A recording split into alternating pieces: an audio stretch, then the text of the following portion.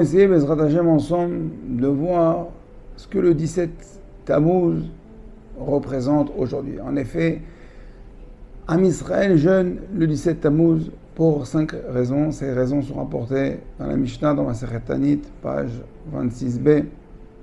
La première raison, c'est parce que Moshe Rabbeinu a brisé les louchot ce jour-là. En effet, après avoir récupéré la Torah, il redescend après 40 jours et voit Am Israël danser, s'exciter, festoyer, fêter avec le veau d'or. Alors il lâche les louchot et elle se brise. Premier incident. Deuxième incident, le korban tamid, le korban perpétuel, le korban qu'on ramenait tous les jours au Beth Amikdash avait cessé le 17 Tammuz. Troisièmement, une brèche a été faite dans la cité de Yerushalayim, les ennemis ont commencé à pénétrer.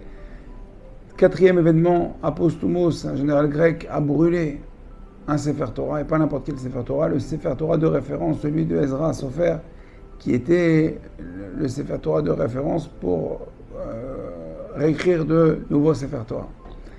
Cinquième événement, c'est que on est Ménaché, le roi Ménaché, est rentré dans le Beth Amikdash, d'accord, dans le sanctuaire, avec une idole.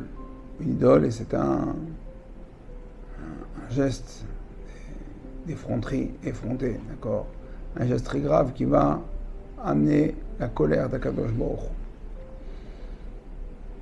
Ce sont pour ces 5 raisons que nous jeûnons le jeûne du 17 Tammuz. Alors, le jeûne n'est pas un but, le jeûne est un moyen, d'accord, de pouvoir faire teshuva. Alors, comment on peut faire teshuva sur ces 5 points?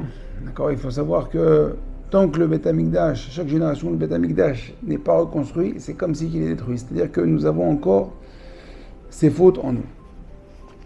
Alors on va s'intéresser sur le dernier point. Il faut savoir que chaque point peut être encore d'actualité.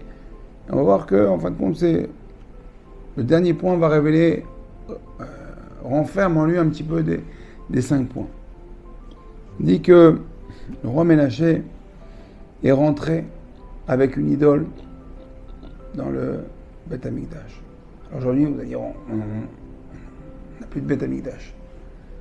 Alors, dans la halakha, Siman Kouf Nun Aleph, là-bas, il y a les halachot du comportement que l'on doit avoir lorsqu'on rentre dans un Beth Knesset. Il faut savoir que le Beth Knesset est ce qu'on appelle le Mikdash Me'at.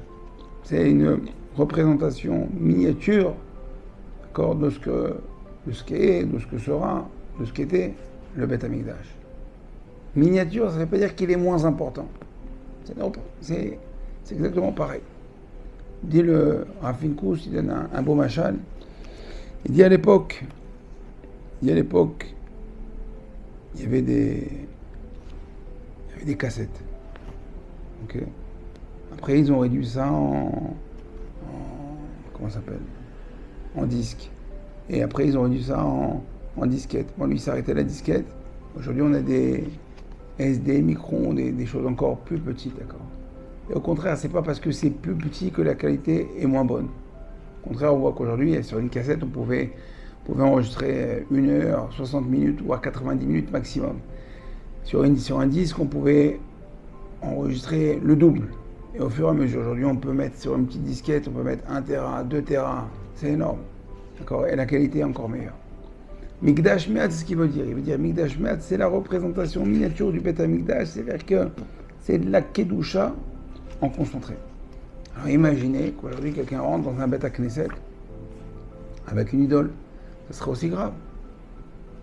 Quel style d'idole? Imaginez, on rentre dans un Beth Knesset, et vous rentrez, vous voyez des sièges, et un écran de cinéma comme ça, et puis on passe grand écran, on passe des informations.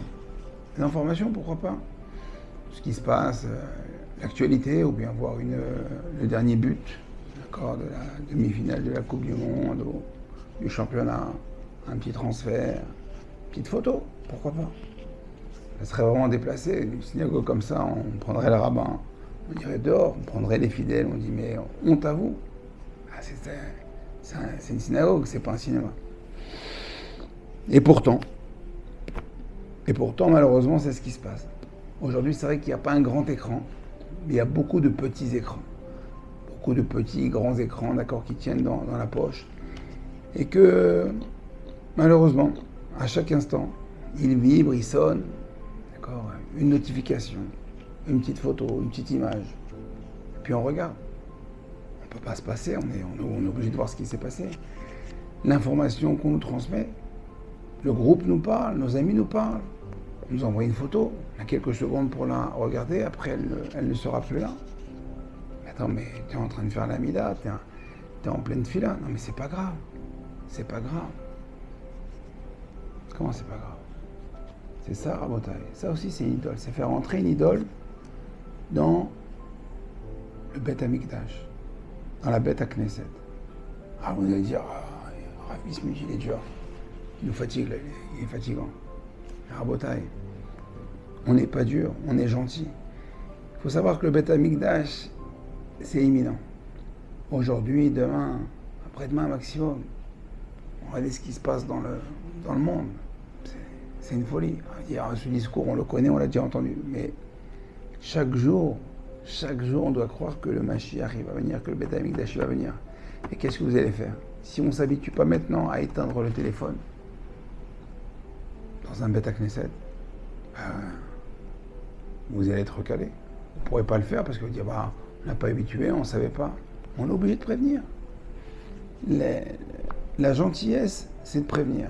La méchanceté, c'est de dire, ouais, tout va bien, alors on raconte une belle histoire, encore une petite histoire comme ci, une petite histoire par là, encore rien de contraignant. Des fois, il faut être contraignant. Il faut savoir dire la vérité. Et la vérité aujourd'hui, c'est que c'est impensable, d'accord, de rentrer dans un Beth Knesset avec un téléphone allumé. Et encore moins, d'accord, de regarder des informations, et encore moins de regarder une notification. Le Beth Knesset, vous ne savez même pas sur quoi vous tombez. Vous ouvrez n'importe quelle photo, n'importe quelle image, n'importe quelle information, vous subissez. On dit, mais c'est pas de la Avodah Zarah. C'est aussi de la Avodah Zarah. Il faut savoir qu'aujourd'hui, cet écran, c'est pas pour rien que ça s'appelle écran, parce qu'il fait écran entre nous et Akadosh Baruch Hu. C'est une forme de Avodah Zarah, parce que c'est quoi la Avodah Zarah? La Avodah Zarah, en hébreu, ça veut dire Avodah, service, Zarah, d'accord, étranger. Un service étranger. Alors, il y a la Avodat Hashem et il y a la Avodah Zarah. Avodat Hashem, ça veut dire que je sers Akadosh Baruch Hu.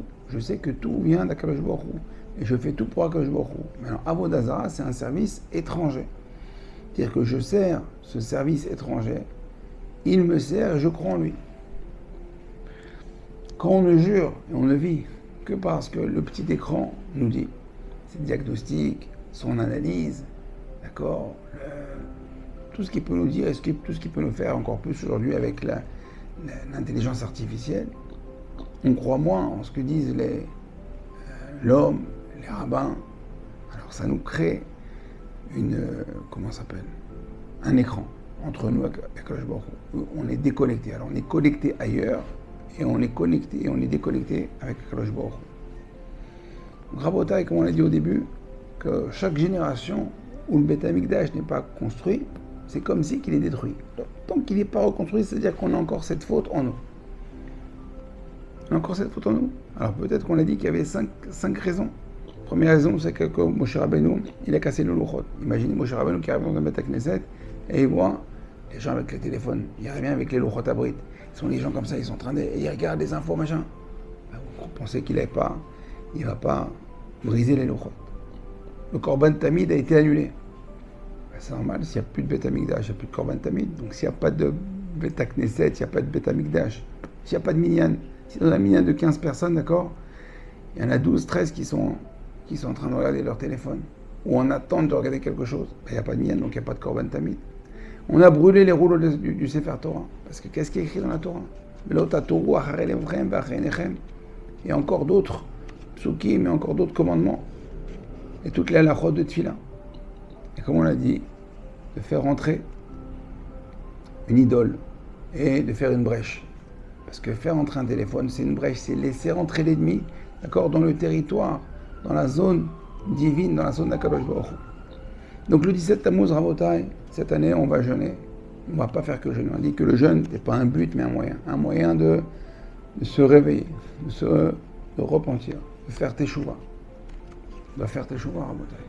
On doit faire teshuva. Si on veut vraiment le Beth Amikdash, on doit être capable de dire c'est ou le téléphone ou le Beth Amikdash. On ne peut pas rentrer avec un téléphone allumé dans un Beth Knesset.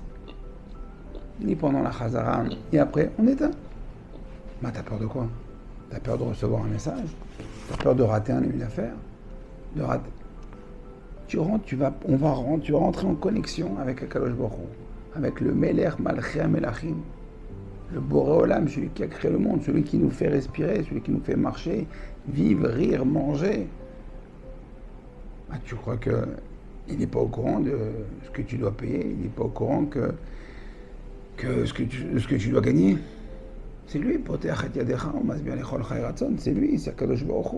Ah, tu crois parce que tu vas éteindre ton téléphone un quart d'heure, tu vas rater l'affaire du siècle? Ça aussi, c'est de la Avodah Zara. De croire que, à cause que tu as éteint ton téléphone, à cause que tu n'as pas répondu, tu as raté l'affaire. En ennui les vados.